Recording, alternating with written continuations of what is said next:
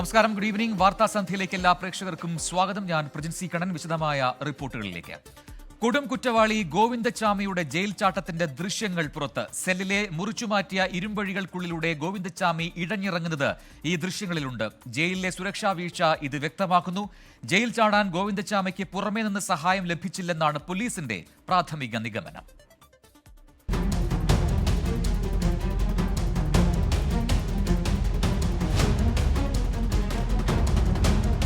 സെല്ലിന്റെ അടിഭാഗത്തെ മുറിച്ചുമാറ്റിയ ഇരുമ്പ് കമ്പിക്കിടയിലൂടെ നൂഴ്ന്നിറങ്ങുന്ന ഗോവിന്ദച്ചാമി 3 വട്ടം മടങ്ങി വരുന്നതും തിരിച്ചു പോകുന്നതും CCTV ദൃശ്യത്തിൽ കാണാം. അതീവ സുരക്ഷയുണ്ടെന്ന് അവകാശപ്പെടുന്ന കണ്ണൂർ സെൻട്രൽ ജയിലിൽ നിന്ന് ഒരു കൊടും ക്രിമിനൽ പുറത്തു ചാടുന്ന നിർണായക ദൃശ്യങ്ങളാണിത്. തുടർന്ന് 3 മണിക്കൂറിലേറെ ജയിൽ പരിസരത്ത് തന്നെ ചെലവഴിച്ചു. ഒരു പാറാവുകാരന്റെ പോലും സാന്നിധ്യവുമില്ല, CCTV നിരീക്ഷണവുമില്ല.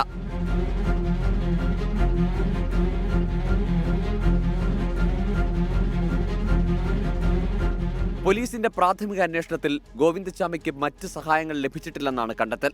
സെല്ലിൽ നിന്ന് പുറത്തിറങ്ങിയത് മുതൽ ചാടുന്നത് വരെയുള്ള CCTV ദൃശ്യങ്ങൾ പോലീസ് ശേഖരിച്ചിട്ടുണ്ട്. ഗോവിന്ദച്ചാമിക്ക് ഏതെങ്കിലും തരത്തിലുള്ള സഹായം ലഭിച്ചതിന്റെ ഒരു സൂചനയും ദൃശ്യങ്ങളിൽ ഇല്ലെന്നാണ് പോലീസ് പറയുന്നത്. എന്നാൽ ജയിൽ ചാടുന്നത് സഹതടവുകാരായ 4 പേർക്ക് അറിയാമായിരുന്നു. മൊഴിയെടുക്കുന്നതിനായി ജയിലിൽ ഗോവിന്ദച്ചാമിയുമായി ബന്ധമുള്ള സഹതടവുകാരുടെ പട്ടിക പോലീസ് തയ്യാറാക്കി. ജയിൽ ചാടുന്ന ദിവസം ഡ്യൂട്ടിയിലുണ്ടായിരുന്ന ഉദ്യോഗസ്ഥരുടെ മൊഴിയും അന്വേഷണ സംഘം രേഖപ്പെടുത്തും. 24 കണ്ണൂർ.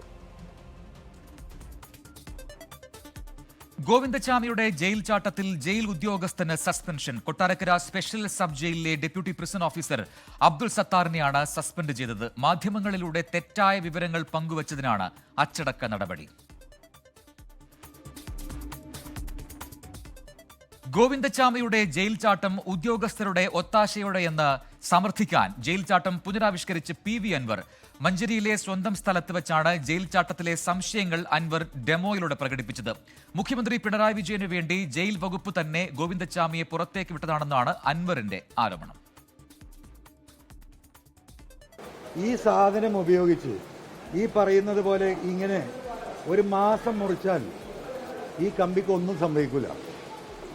ഇത് നിങ്ങൾക്ക് ഓരോരുത്തർക്കും പത്രക്കാർക്ക് ഇത് വർക്ക്ഷോപ്പുമായി ബന്ധപ്പെട്ട ഇൻഡസ്ട്രിയൽ വർക്ക്ഷോപ്പിൽ പോയി പരിശോധിച്ചാൽ നിങ്ങൾക്കത് സ്വയം ബോധ്യപ്പെടുത്താൻ സാധിക്കും.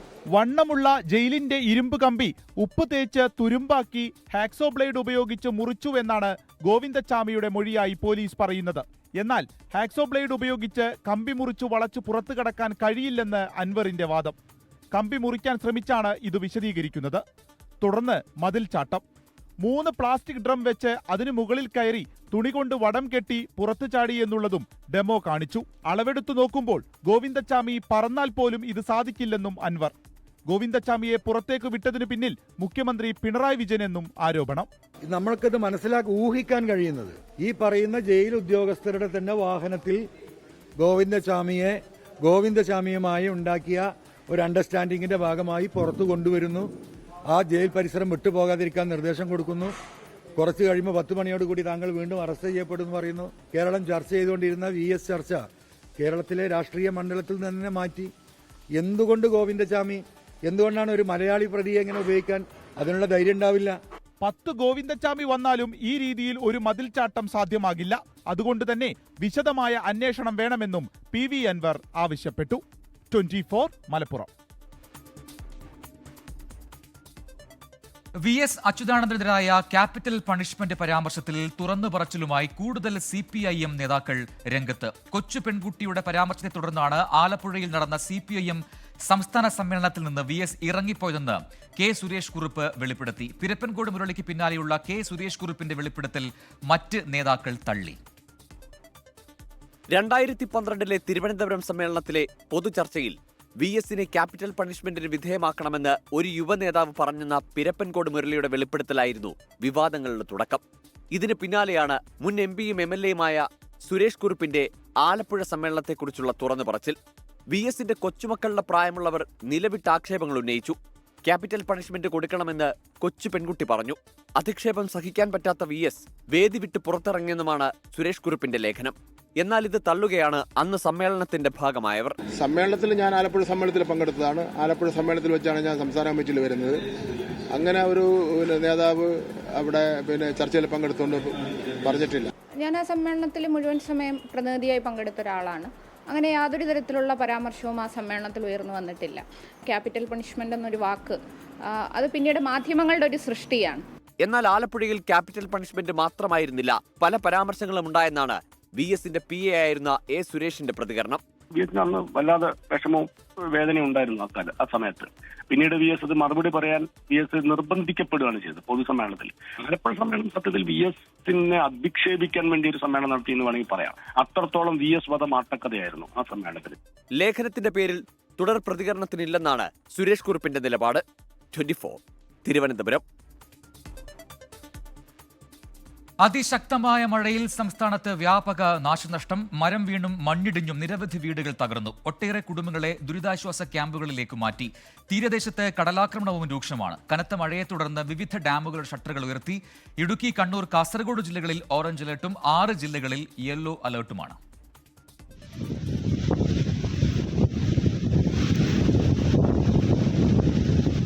കണ്ണൂർ, വയനാട് ജില്ലകളിലാണ് മഴ കൂടുതൽ ദുരിതം വിതച്ചത്.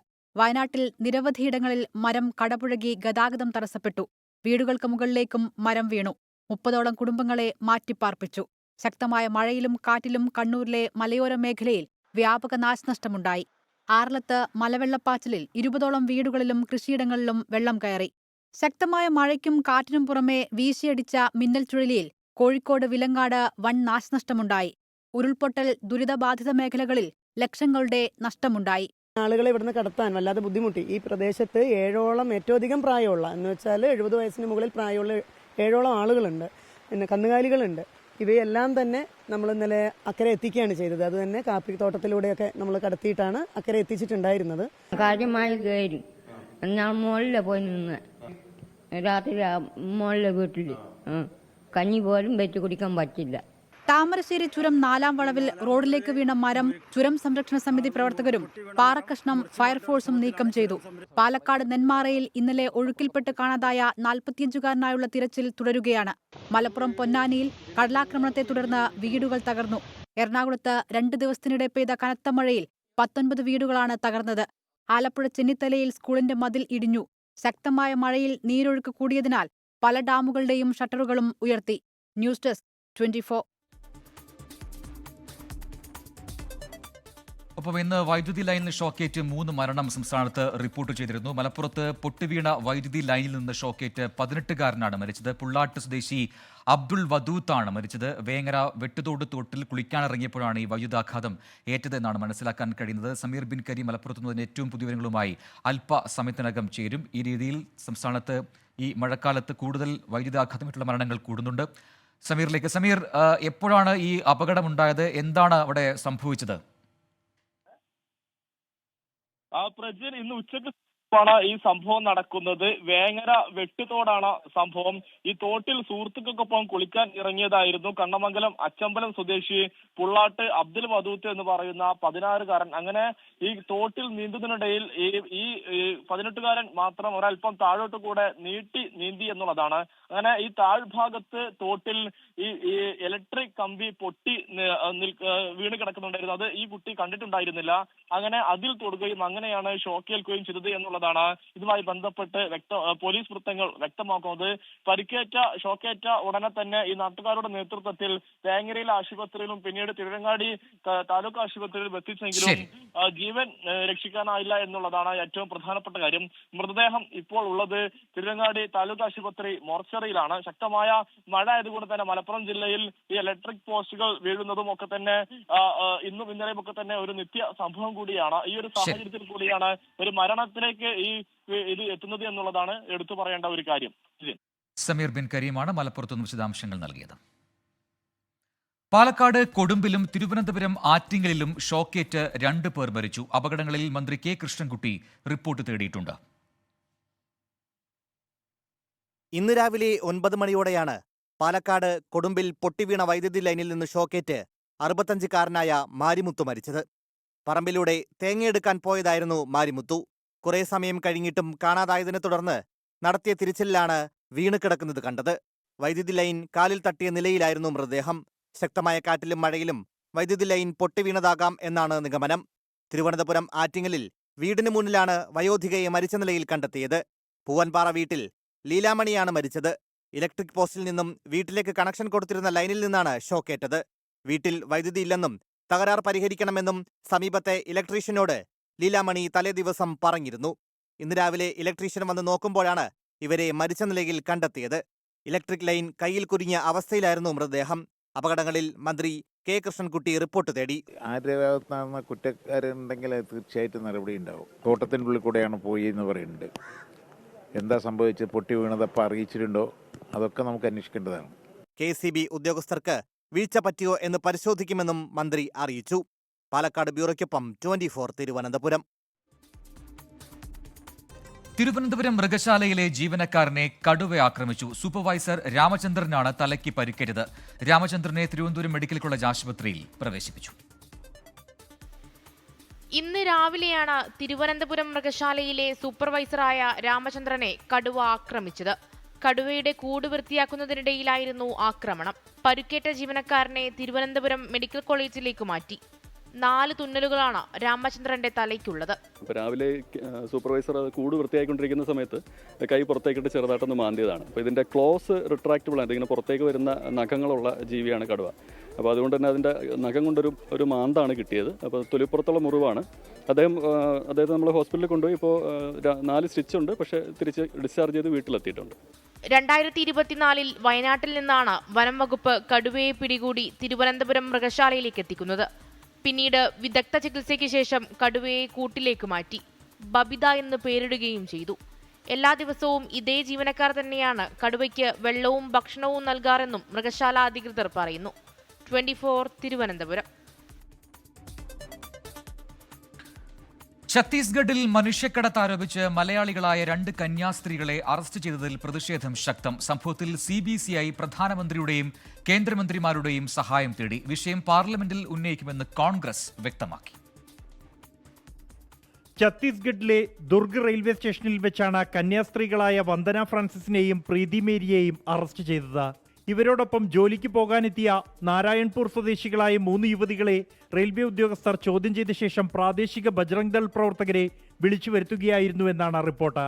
തുടർന്ന് ഇവരെ അറസ്റ്റ് ചെയ്തു. തീർത്തും നിയമപരമായാണ് കന്യാസ്ത്രീകൾ പ്രവർത്തിച്ചതെന്നും ദേശവിരുദ്ധ ശക്തികളുടെ ഇടപെടലാണ് സംഭവത്തിന് പിന്നിലെന്നും CBCI പ്രതികരിച്ചു. Surely raise this issue with the Prime Minister Adarniya Shri Narendra Modi ji and also the Home Minister Adarniya Shri Amit Shah ji and ask them to look into this kind of cases personally, because these are increasing day by day and simply defaming the name and modesty of our religious women. പ്രധാനമന്ത്രി നരേന്ദ്രമോദിയുടെയും കേന്ദ്രമന്ത്രിമാരുടെയും സഹായം CBCI തേടിയിട്ടുണ്ട്. ഛത്തീസ്ഗഡിലേത് ഒറ്റപ്പെട്ട സംഭവമല്ലെന്നും വിഷയം പാർലമെന്റിൽ ഉന്നയിക്കുമെന്നും AICC general secretary KC Venugopal MP പറഞ്ഞു. വിഷയത്തിൽ പ്രധാനമന്ത്രിക്കും ഛത്തീസ്ഗഡ് മുഖ്യമന്ത്രിക്കും KC Venugopal കത്തയച്ചു. കേന്ദ്ര സർക്കാരും സംസ്ഥാന സർക്കാരും അടിയന്തരമായിട്ട് ഇക്കാര്യത്തിൽ ഇടപെടണം എന്നാണ് എനിക്ക് പറയാനുള്ളത്. നാളെ ഈ വിഷയം പാർലമെന്റ് ഉന്നയിക്കുന്നുണ്ടോ? അല്ല, ഈ വിഷയം എന്തായാലും പാർലമെന്റിൽ ചർച്ചയ്ക്ക് വരും. കഴിഞ്ഞ പ്രാവശ്യം നമ്മൾ ഉന്നയിച്ചതാണ്. കന്യാസ്ത്രീകളെ അറസ്റ്റ് ചെയ്ത BJP സർക്കാരിന്റെ നടപടി പ്രാകൃതമെന്ന് KPCC അധ്യക്ഷൻ സണ്ണി ജോസഫ് പറഞ്ഞു. കേരളത്തിൽ പള്ളിമേടകളിലും ക്രൈസ്തവ ഭവനങ്ങളിലും കേക്കുമായി എത്തുന്ന സംഘപരിവാർ മറ്റിടങ്ങളിൽ ക്രൈസ്തവരെ ക്രൂരമായി ആക്രമിക്കുമെന്ന് പ്രതിപക്ഷ നേതാവ് VD സതീശൻ ഫേസ്ബുക്ക് പോസ്റ്റിൽ പറഞ്ഞു. 24 ഡൽഹി. പ്രതിപക്ഷ നേതാവ് VD സതീശനെ മണ്ഡലമായ പറവൂരിലെത്തി വെല്ലുവിളിച്ച് SNDP യോഗം ജനറൽ സെക്രട്ടറി വെള്ളാപ്പള്ളി നടേശൻ. വരുന്ന നിയമസഭാ തെരഞ്ഞെടുപ്പിൽ UDFന് 100 സീറ്റ് കിട്ടിയാൽ താൻ സ്ഥാനമൊഴിയുമെന്നും ഇല്ലെങ്കിൽ സതീശൻ രാഷ്ട്രീയ വനവാസത്തിന് പോകുമോ എന്നാണ് വെള്ളാപ്പള്ളിയുടെ ചോദ്യം. പ്രതിപക്ഷ നേതാവിനെ ജനങ്ങൾക്കറിയാമെന്നായിരുന്നു AICC ജനറൽ സെക്രട്ടറി KC വേണുഗോപാലിന്റെ പ്രതികരണം. പ്രതിപക്ഷ നേതാവ് VD സതീശനെതിരായ കടന്നാക്രമണം തുടരുകയാണ് SNDP യോഗം ജനറൽ സെക്രട്ടറി വെള്ളാപ്പള്ളി നടേശൻ. പ്രതിപക്ഷ നേതാവിന്റെ മണ്ഡലമായ പറവൂരിലെ SNDP പരിപാടിയിൽ പങ്കെടുത്താണ് VD സതീശനെ വെള്ളാപ്പള്ളി വെല്ലുവിളിച്ചത്. 100 സീറ്റ് കിട്ടണമെന്ന് ഞാനുണ്ടല്ല. അന്ന് SNDP ജനറൽ സെക്രട്ടറി സ്ഥാനം ഇങ്ങനെ രാഷ്ട്രീയ വനവാസത്തിന് പോകാൻ തയ്യാറുണ്ടാവും. ഇങ്ങനെ ഉണ്ടയില്ലാത്ത വെടിയൊന്നും വെക്കരുത് കേട്ടോ. പറവൂരിലെ വോട്ട് കണക്ക് പറഞ്ഞ തനിക്ക് മറുപടി പറഞ്ഞ സതീശന് ഇതായിരുന്നു വെള്ളാപ്പള്ളിയുടെ മറുപടി. 52% കിട്ടി എന്നുള്ളതിൻ്റെ അഹങ്കാരത്തിന് കൈയും കാലം വെച്ച് അത് തന്നെ ഇതുപോലുള്ള അഹങ്കാരം പറഞ്ഞവരാണല്ലോ മാരാരിക്കുളത്തും സുധീരനായാലും വേണുഗോപാലും. 1-2 ജയിച്ചു, പിന്നെ അവസാനം തോറ്റുപോയില്ലേ. പ്രതിപക്ഷ നേതാവിനെ ജനത്തിന് അറിയാമെന്നും കൂടുതലൊന്നും പറയുന്നില്ലെന്നും വെള്ളാപ്പള്ളിയുടെ വിമർശനങ്ങൾക്ക് AICC ജനറൽ സെക്രട്ടറി KC വേണുഗോപാലിന്റെ മറുപടി. പ്രതിപക്ഷ നേതാവിനെ കുറിച്ച് കേരളത്തിലെ ജനങ്ങൾക്ക് എല്ലാവർക്കും നന്നായിട്ട് അറിയാം. അദ്ദേഹത്തിന്റെ പ്രവർത്തന ശൈലി അറിയാം. ഞാൻ അധികം വിവാദങ്ങൾ ഈ പ്രശ്നമുള്ളതുകൊണ്ട് പോകാൻ ഉദ്ദേശിക്കുന്നില്ല. എന്നാൽ വെള്ളാപ്പള്ളി നടേശന് അതേ നാണയത്തിൽ തിരിച്ചടിക്കാനോ പ്രതിരോധം തീർക്കാനോ നേതാക്കൾ രംഗത്തെത്താത്തതും ശ്രദ്ധേയം. 24 കൊച്ചി. ശക്തമായ കുത്തൊഴുക്കിൽ അതിരപ്പിള്ളിപ്പുഴയിൽ കാട്ടാന കുടുങ്ങി. പിള്ളപ്പാറയിലാണ് ആന കുടുങ്ങിയത്. ജനവാസ മേഖലയിൽ നിന്ന് കാട്ടിലേക്ക് പുഴ മുറിച്ചു കടക്കാൻ ശ്രമിക്കുന്നതിനിടെയാണ് ആന ഒഴുക്കിൽപ്പെട്ടത്. ദൃശ്യങ്ങളിലേക്ക് ആദ്യം.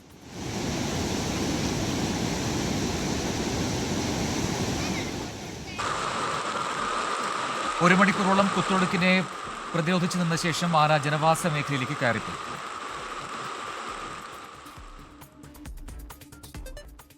വാർത്താസന്ധ്യ പൂർത്തിയാവുന്നു. ഇനി പൊതുജനം കഴുതലസാർ എന്ന പരിപാടി കാണാം. TK റീത്ത് ചേരും പ്രേക്ഷകർക്കൊപ്പം. നമസ്കാരം.